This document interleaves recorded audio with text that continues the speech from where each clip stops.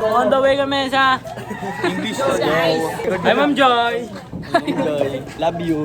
Hello guys, welcome to our vlog. Today is April 20 and we are going to San Isidro Falls in Antipolo to experience nature trip. Now, here we got to our destination at 10:43 a.m. in the morning. We had a 3-hour trip.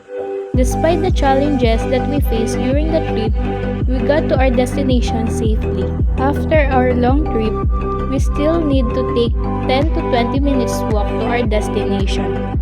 So here, as you can see, we're having a hard time to walk and get to our hour spot because it's all ups and downs and we're carrying a lot of things and it was heavy. We almost got lost because we were confused by the directions. It is very confusing and scary, but we are still enjoying the moment that we still found our way. So here we're almost there to our destination by this time. And we can feel everything is gonna be worth it and enjoying the vibe and every single moment that we are having right now.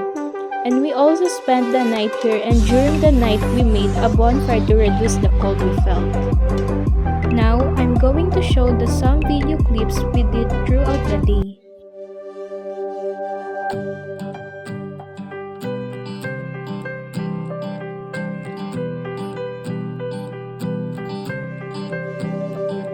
Ang hangin na humahaplo sa aking mga balat, ito ay nagmumula sa iyo.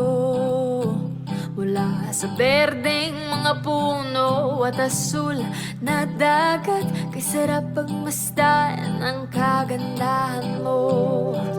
Mula kanluran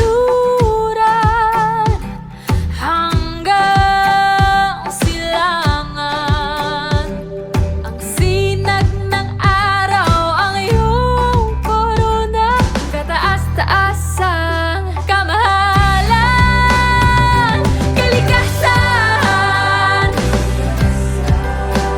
liwanag ang bumubuhay at gumagabay sa kalikasan.